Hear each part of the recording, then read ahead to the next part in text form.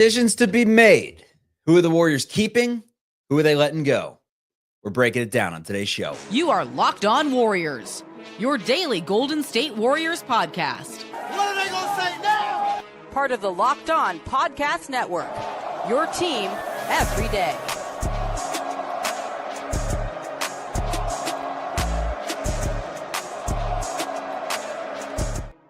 What is the good word, everyone? Welcome into Locked On Warriors. We are part of the Locked On Podcast Network, your team every day. My name's Charlie Walter, formerly at 95.7 The Game in the Bay Area. That's the flagship station of your Golden State Warriors. Also covered a championship run for CBS News Bay Area, the rival station across town, and the rival sports reporter, Kylan Mills, joins the program today. You can also see her on Big Ten Network. She's been on NBC Sports Bay Area covering the Raiders, the A's, and also the Golden State Warriors, obviously, in addition to some other teams, Pac-12 networks, a little bit of everything. Anyways, you can find this show on YouTube and wherever you get your audio podcast. Kylan, what's good? Thanks for joining me on this Tuesday. Nice. Good to see you, Chuck. Looking forward to talking some Warriors offseason because this is getting to the point where some decisions are going to have to be made, some tough decisions, because the Warriors are a team that always struggles based on the latest CBA with finding ways to come up under the luxury tax. And it's something that owner Joe Lacob talked about last offseason. He's brought it up this offseason. They have to be careful with the amount of money they're spending, which means they're going to have to be creative in order to find ways to upgrade this roster. And that's the bottom line. They were eliminated in the Western Conference semifinals. You could point to Steph getting hurt, sure, but was this a championship level team? Even with Steph healthy, my take is no. So this gets to the point where I think you've got to make a couple changes because the window is closing. You've got a generational player in Steph Curry who's still playing at an all-time level. You need to surround him with the right supporting cast. And I still think the Warriors roster this last season, even with Jimmy Butler, was one or two pieces away. So I think they have to make some changes. I break it up into like three groups. I say like the young guys, but basically I just mean the higher end draft picks. I lump together Moses Moody, Brandon Bajemski, and Jonathan Kuminga as kind of a group. And then Guy Santos, Quentin Post, Trace Jackson Davis, some of those second rounders as their own group. And then the veterans that could be on their way out the door. Although if Steve Kerr has his way, he said he'd love to see both back. Obviously, in a press conference setting, every single coach in the world is going to say that. If not, that's great TV, right? Nah, he sucks. Get him out of here. We don't want him back. But, their NBA champions are Looney and Payton. So let's start with just the bigs collectively. Trace Jackson Davis, Quentin Post, Kevon Looney.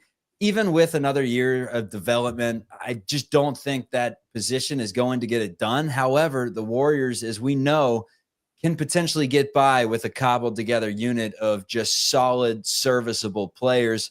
But Kevon Looney's the biggest name that stands out because he obviously is a free agent. The Warriors do retain bird rights on him. Question becomes, I'm giving you the GM tag. Kevon Looney, I know last offseason you said, I'm good. I don't think Looney should be here another season. I know during the trade deadline, a lot of people were talking about potentially adding him to a deal as an expiring contract. Now the decision day has come. Have you kind of changed your tune there and want to see Loon back?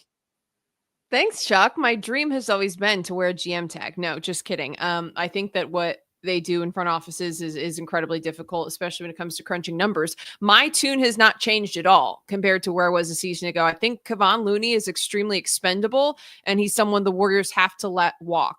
Look, this is a team that does not have a starting center who is at the caliber needed to compete in today's NBA. And, with the way the game has changed, you need a center who can either stretch the floor with their shooting. You need a center who has some ball handling skills, who has some passing abilities, who has some ability to shoot more of the outside shot. If it's not the three ball, at least knock down some shots in the mid range. You need a center who's going to be a threat in the pick and roll, who's going to be a lob threat. And Kevon Looney doesn't fall under any of those umbrellas. He's a little too slow. He's not a great rim protector because of a lack of verticality. And then he's not a lob threat on the other end either. Unfortunately, I think a couple of hip surgeries have caught up with Kevon Looney. A couple more years on the legs have caught up with Kevon Looney. Not that 29 years old is old, but I do think he slowed down as a result of some injuries and miles on the legs. And when you look at the other centers on this roster, there's a bigger upside and there's more use. So Quentin Post, coming into his second year in the league, I thought we saw some flashes and some major potential with his ability to shoot the three ball. And then Trace Jackson Davis, like if you're going to compare one or the other to Kevon Looney, Trace Jackson Davis has more athleticism, more verticality to be a lob threat. He needs to work some on the defensive side, but I thought we saw some really good moments from him in the NBA playoffs. Just looking minute for minute, Trace Jackson Davis has been more productive in terms of points and rebounds than Kevon Looney this past season. Loon also had some great moments in the playoffs, so I do want to shout that out, but I just think there's more value in Trace Jackson Davis right now than Kevon Looney. Would you agree or disagree? Now, let me ask you this. Would the price tag make a difference? Like if you got him on a true vet minimum to where you're not paying him a ton of money, because I build the statue of Loon, man. I mean, that's a multiple time NBA champion. I hate disparaging him. I hate disparaging Loon. So for the record, I get what you're saying. Like appreciate what he's done. You know, he's a great guy. He definitely looks slower than he did just a couple of years ago. And that's probably not changing in terms of just your mobility as you age. I mean, it happens to all of us. Father Time eventually gets you. I still think he's pretty effective. The question to me becomes the price tag, because obviously that's a huge factor in all of this. You got Jimmy Butler's big contract hitting next season. The cap is just red right now. You're in the red, which is never a good place to be. In terms of Post and Trace Jackson Davis, though, you're sold with them coming back for another season, specifically Quentin Post, because it was the beginning of this year. He was in Santa Cruz, deemed not good enough to be on the roster, gets his call halfway through the season, had his moments. I mean, even in the playoffs, had a game against the Rockets, a game where the Warriors were thoroughly destroyed, but they did make it interesting for about 2 minutes in the game, and it was because Quentin Post, when, old Steph, man, had 5 threes in just a couple of minutes. So Post to you. He's just bring him back for the price that he is owed, which is peanuts. Yeah, I mean, look, you're not going to have to spend a heavy price tag on Quentin Post. Again, that was just his rookie season. He like did $2 million. Right. So you're not having to spend a lot of money.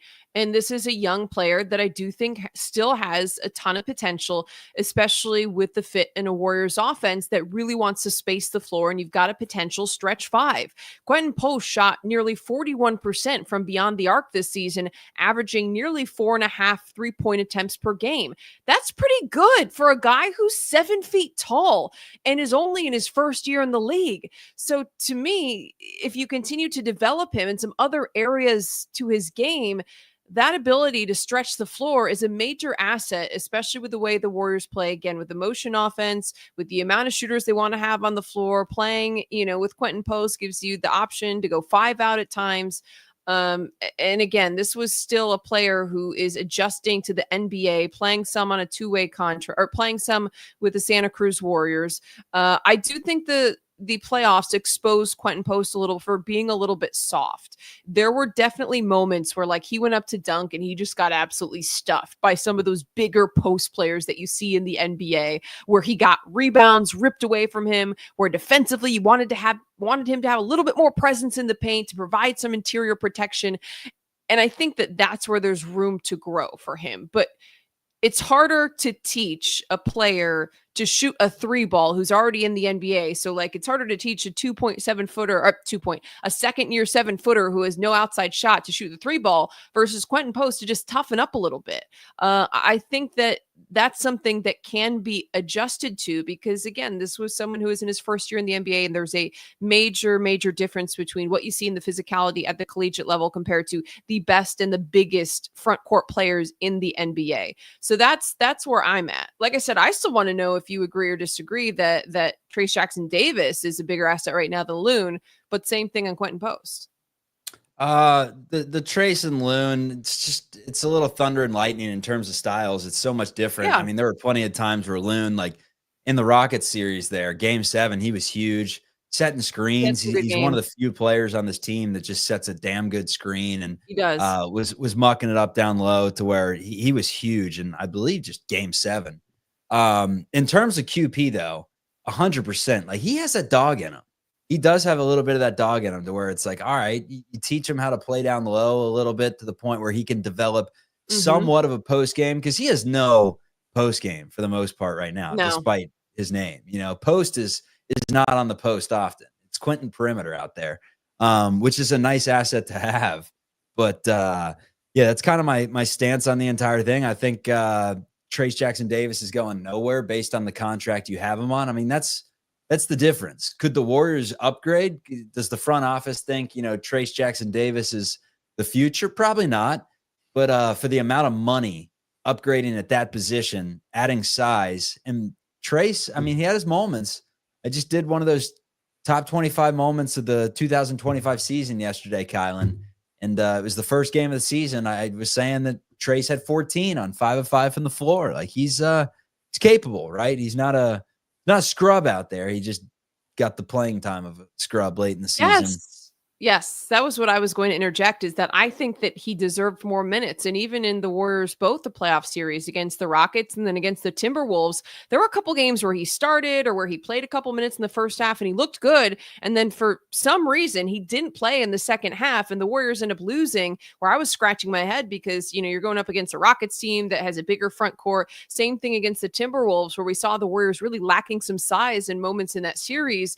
I was kind of like, I wish he would have gotten more minutes in the postseason. Trayce Jackson-Davis averaged under 9 minutes per game across 9 postseason games, and I would have liked to see more. So I also wonder how much development we could see from TJD if he got more extended run and more opportunities to play for longer stretches. Because as we've talked about with some of the other guys, J.K. Moody, it's a common theme the last couple of years. It's difficult for younger players to develop when you're not able to get into a rhythm or able to play, extensive minutes where you're mixing in DNPs and you got to stay ready. Then you're coming off the bench. And just when it's inconsistent minutes, it certainly can be a challenge for young players to develop and to develop confidence. Gary Payton II is a player that's also lumped into that vet group along with Kevon Looney, both NBA champions, both have decisions regarding their future that they are really not in control of for the most part. So the question is, has Gary Payton done enough this season to return next year for Golden State? That is coming up on Locked On Warriors. And most importantly, he a dog. We need more dogs. All right, today's episode is brought to you by OpenPhone. If you're running a business, you know that every missed call is money left on the table. Think about the last time you had an urgent need, maybe for a plumber or for a service of some sort. If the person didn't answer, did you wait? I probably did because I'm lazy, but you probably didn't. You moved on. That's why you need OpenPhone. It's the #1 business phone system built to streamline and scale your customer communications, all from an app on your phone or your computer. Lets you manage business calls and text from a single app. The shared inbox feature is a game changer. You can jump on any conversation instantly without missing a beat with your team. They have an AI agent that handles after-hour calls, answers common questions, captures leads, so you never miss a customer.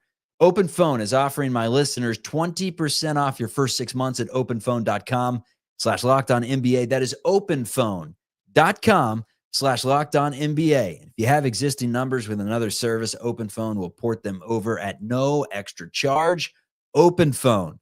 No missed calls, no missed customers.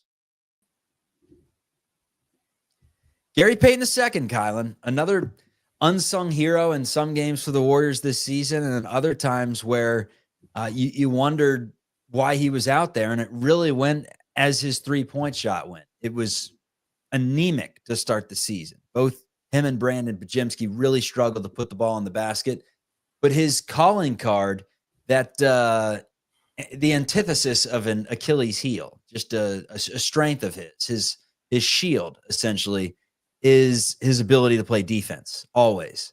This year, though, we saw some cracks in that from time to time. Not as quick as he once was after multiple injuries and a few more years on the body. That happens from time to time.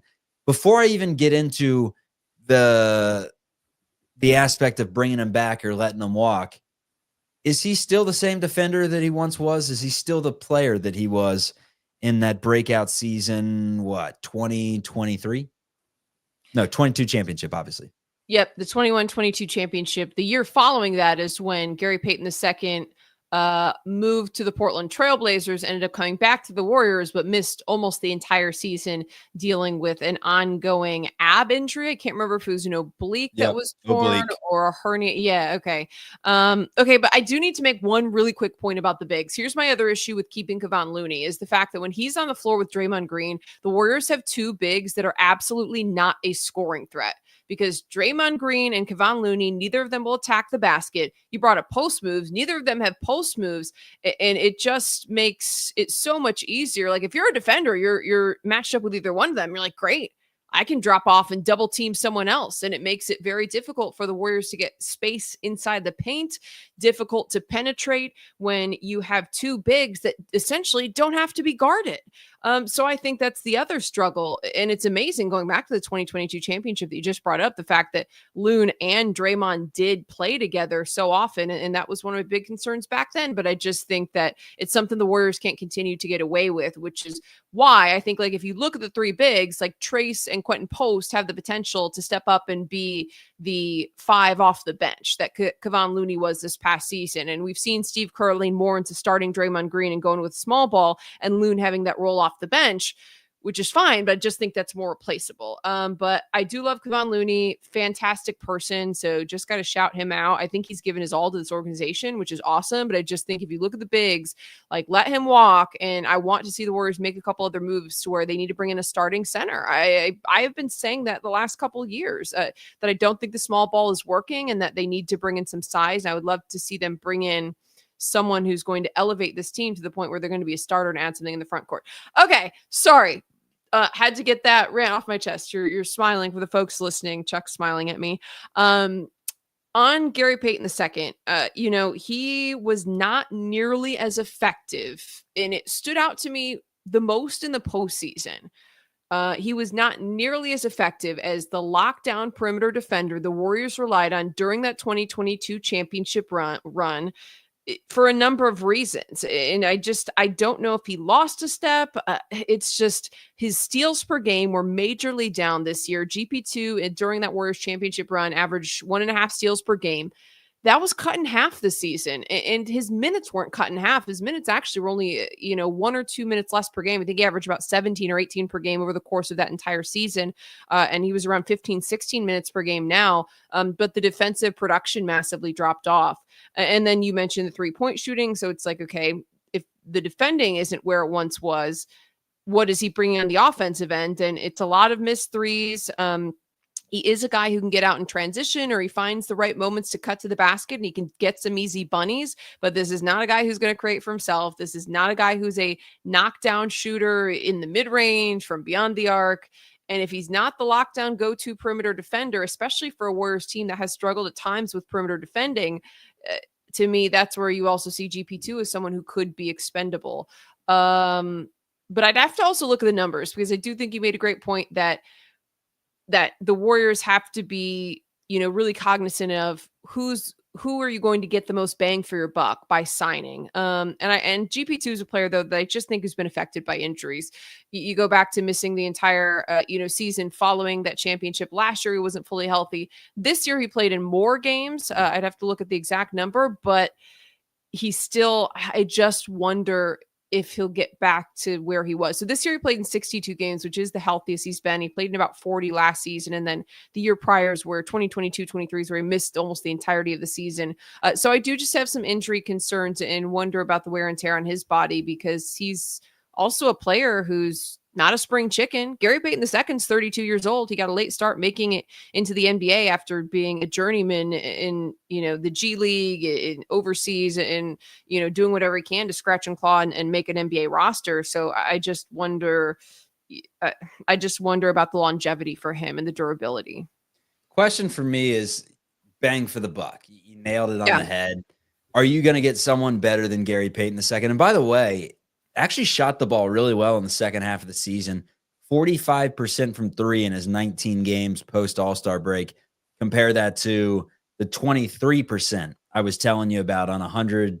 Actually, scratch that. 55 attempts to start the season pre-All-Star break. His numbers were up post All-Star break. His rebounds were up. His assists were up. His steals were up. He had a much better second half of the season. And Like, frankly, it was really nice. And what it comes down to for me is the old saying, the grass is always greener on the other side. They brought in a player in Kyle Anderson that money-wise is about equal, right? Slow-mo. Anderson clearly wasn't a hit. You bring in Dennis Slow-mo. Schroeder, who made more than someone like Gary Payton does. I think Gary Payton probably was a better fit on the Warriors despite position or anything. Like, I just think he was Yeah. better than Schroeder for this team. And when you have a known commodity that's cheap, I don't think you kick him to the curb unless you know you have a better solution for whatever amount of money it may be. Now, if a player like Lonzo Ball or someone out there is super cheap because of past injuries and you want to take a stab on that player that you think has a higher ceiling than someone like Gary Payton, be my guest. But just to rotate the deck chairs on the Titanic and say, let's bring Kyle Anderson in or this guy in or whatever it may be.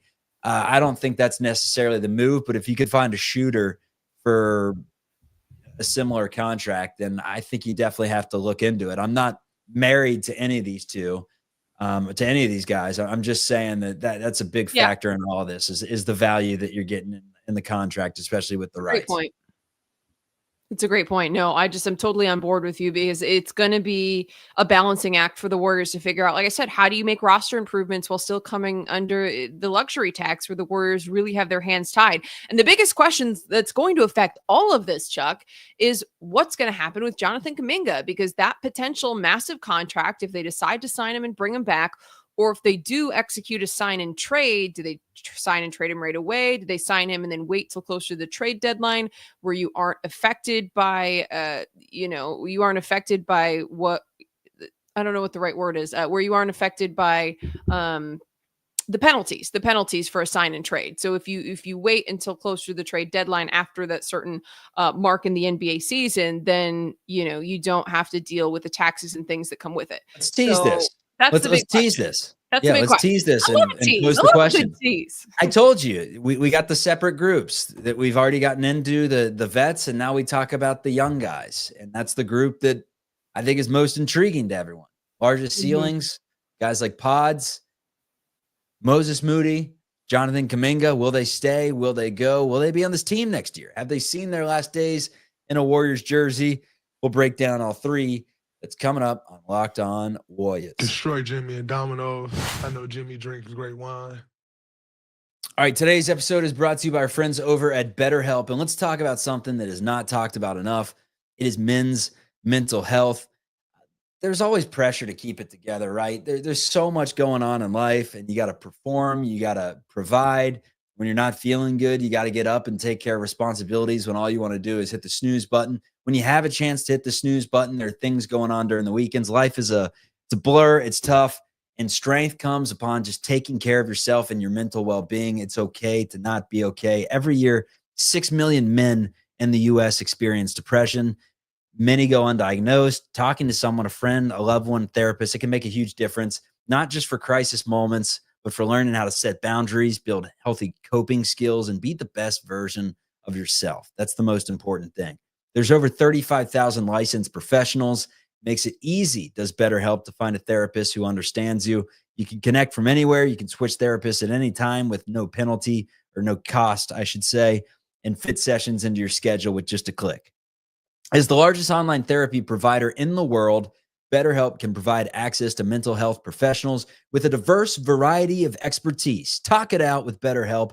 Our listeners get 10% off their first month at BetterHelp.com/LockedOnNBA. That's BetterHelp, HELP.com/LockedOnNBA. Let's get back to the show. Jonathan Kuminga, will he stay? Will he go? It's obviously the biggest domino that needs to fall in the offseason. And to me, it felt like, yeah, he's gone. Like, we've seen the last of Jonathan Kuminga in a Warriors jersey. I thought that to start the Houston Rockets series, then he has his flashes against Minnesota, and it's like, he can play with Jimmy Butler now. That's not the issue here. And Steve Kerr says he's going to be by the facility, and he's working out with the team or working out around the facility for the first time in his career. And they got a great relationship, and he's given us all these tea leaves to read into while saying Jonathan's not going to play for a team if the front office expects me to win. basically, in a nutshell. And it's like, okay, sign and trade probably imminent if a sign and trade partner becomes available. If not, the best course of action is figuring out a way for Jonathan Kuminga to work within this team. Let's just pose that question. Can Jonathan Kuminga work within this team? Can you games than you did a season ago with Jonathan Kuminga receiving serious minutes? I think the Warriors can win more games with JK still in a rotation. I think that Jonathan Kuminga can fit with the Warriors. The question goes back to the same thing we talked about with Gary Payton II. Is he going to be worth the money? Because here's the thing. If the Warriors re-sign Jonathan Kuminga, they're going to have their hands tied and be pretty limited in other moves they can make in the offseason due to the second apron. So that's the bigger question to me, is not necessarily can he fit, will he fit, but is it going to be worth the dollar amount you're going to spend to bring him back? My issue with Jonathan Kuminga is that you look at a player with elite athleticism who, yes, can get to the cup. I think we've seen major improvements in his mid-range shot, but he looks to be a type that you'd want to be a 3-and-D type of guy, but he can't shoot the three. And I still think his defensive IQ leaves a lot to the imagination. So if he's not a 3-and-D player, because we've talked about this extensively on the show as well, Chuck, like what is his role with this Warriors team? And for me, I would like to see the Dubs bring in a true 5. I think you can play Draymond at the 4, and I really think Jonathan Kuminga's best matchups are at the 3. But at the 3, you have to be able to shoot the 3. And his three-point shooting went down this year. He's shooting 30.5% from beyond the arc. It has to be better. And then I still think that he's made improvements defensively, but I just still see a lag in the defensive IQ sometimes in making rotations and adjustments and sliding and like seeing the games it's unfolding. I just still think that there's something that's not quite connected. And some of my question too about Jonathan Kuminga, Chuck, that I actually want your thoughts on this is this a guy who we really still believe is going to be an all-star, superstar, franchise cornerstone? Because when he was brought in and he was drafted and going into year 2 after he made some pretty nice contributions to that 2021-22 championship team for a rookie, he was a player who everyone says has all the potential in the world. He just needs more time. 4 years now in the NBA. Like, how much more time does this guy need for development? Or is he closer to the ceiling than we think or realize? Or is his ceiling smaller than what we thought it was when he was drafted? Like, do you think that he still has that potential? Cornerstone? No. Do I think he could be a really good NBA player? Yes. Do I think he's already pretty good? I think he's a pretty good player. I just think that a lot of people that are player, like a third option, like a third scorer. Look, I mean, he could score, but there's a lot more to the game than just scoring. It's about knowing where to be. It's about putting your teammates in better spots. It's about, I mean, there's so much that goes into the game than just putting up 25 points a game. I mean, Washington's got the Jordan Poole is putting up 25 a game. They're not winning, because he's not affecting the game in other ways. And granted, Poole is an NBA champion because his skill set was perfect for the Warriors at that time, but it's a team game. So you got to surround your team with the type of players that fit the team. And at the moment, the team is Steph Curry. It's Jimmy Butler requiring a ton of attention, right? They're getting defenders draped all over them. And what they need is guys that can put the ball in the basket. And I saw a good interview today, Eric Apricot, who has a nice YouTube page. Shout out to another Warriors content creator. He had on Mark Campbell, who is an NBA shooting coach who analyzed both Pods and Kuminga's shooting form and basically said, like, Pods is good. He needs to work on his feet a little bit, but like Pods, he's got fluid motion. Like, it's good. For Kuminga's, it was like, it's not, he just doesn't have everything together to where it's fluid right now. And that's affecting the rest of his game. He's just not a good enough shooter. And in this offense, you need to be a good shooter. And if he can knock down shots at a consistent clip, then yes, he can be anything that he wants to be. He could be unreal. He can be an all-star perennially, however you say that word, because he has his, what did he say? His Polaris point. I think that's the word that he used. And it's athleticism. Yeah. He's got elite athleticism, can finish above the rim. He's got good strength. Just needs to work on that shooting to open up all parts of his game. And that's something that some players figure out, some don't. You don't know, but I don't think it's going to be figured out enough to the point over the summer where if Kuminga doesn't figure out the other aspects of his game, then I see you raising your hand. What's up? No, I think you made a good point about Jonathan Kuminga's shooting and the fact that you need to be a good shooter to play with this Warriors team. I don't think you need to be a good shooter to play with the Warriors. I think you need to be a good shooter with the way the roster is constructed right now, because on the floor, you can't have Draymond Green. And we were just talking about it. Like, for example, you can't have Kevon Looney and Draymond Green and But Jonathan he could still be a Kuminga. bench guy that backs up Draymond, right? To some Jonathan degree. Kuminga, That, though, and that's what Kerr does. for the money you're going to have to pay him, though, Chuck, you can't pay him that kind of money and have JK be a bench guy. We're talking about the fact that the Warriors have to be making the most for every penny that they spend. But I just think that the way the Warriors roster is built right now, he's got to be able to shoot. And that's the big reason why everyone has been saying, or this narrative has been building, that Jimmy Butler and Jonathan Kuminga can't play together, is because neither is a great three-point shooter, right? So it's like you're putting two guys on the floor who are not going to space the floor. Jonathan Kuminga's best asset, like you said, is his athleticism, ability to get to the cup, ability to explode over defenders. And Jimmy Butler's also a guy who can get into the paint, can post players up, can score through contact. Jimmy Butler stole Kuminga's role. It's as simple as that. Like when Jimmy They're Butler too came similar. in, They're too Jonathan similar. Kuminga became expendable. That's so obvious, right? Yeah, no, it is. And the thing is, what we saw in the playoffs is, yes, they can play together, but with the way this team is constructed long term, is that maybe the best fit? I don't think so. And my concern also is the money you'd have to be paying Kuminga. Like, is it going to be worth it for how much it would cost? And you're saying, as a guy who comes in off the bench, like, I don't think so. Again, I think it's how you construct your roster. If you can get him to be the leader of a bench unit when, especially during the regular season, and he's got to accept that role too. That's another wrinkle in this.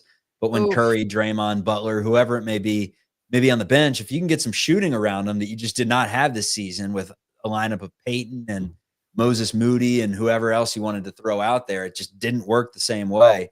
Then I think it can potentially work in that regard. Yes, to the person in the back with the gold shirt on. If you're listening and not watching the YouTube, I just raised my hand like a kid in school. The other thing we haven't even touched on, Chuck, that you just briefly brought up is the fit personality-wise, attitude-wise. There have already been some sour grapes in this relationship between Steve Kerr and Jonathan Kuminga. And honestly, the front office, as if you followed the Warriors in the last couple of years, you've seen the reports where he supposedly was really unhappy and angry that he wasn't getting played, and that Steve Kerr wasn't giving him more opportunities. Still thinks he's an all-star. Yeah. We've seen some of the body language when he hasn't gotten minutes. There were definitely arguments made during this past season, late in the season, where he didn't play, that he didn't stay ready because he finally got his opportunity and wasn't playing hard. So that's also something that has to be factored in as well. Like, is he going to be a fit, again, just culture-wise? And that's something that it's not been perfect in the first 4 years he's been with the Warriors and in the NBA. I think they will sign and trade him if they can. If not, the best alternative is to somehow find a way to get players around him that can complement him in a different unit. If he can't play with Curry, Draymond, and Butler, then find a way to make him a complementary piece to where he has a role coming off the bench and providing a great scoring punch. But it does sound like, based off everything we heard, that if Kuminga were to be on this team come November, that the large portion of the early season, when the slate is wiped clean, would be integrating those four guys: Butler, Kuminga, Draymond, and Steph Curry. And only time will tell for all these guys. I would be stunned. I would be angry if all of them came back, right? Like, you got to make some changes around the periphery. Yeah. But at the same time, any lone player coming back, I would not be upset about. Like, if Loon came back on a very small vet minimum because he's a Warriors guy, I'm not going to – you're shaking your head saying absolutely not. He's a vibes guy, Kylan. He's a vibes guy. He's a champion. He's a great vibes. He's a culture guy for sure. Good stuff. All right, this is Locked On Warriors. You can find us wherever you get your audio podcast. You can find us on YouTube. We stream live. Kylan, good stuff. You have a great night. I'll see you soon. Thanks for watching and listening, everybody. Go Dubs. Yee.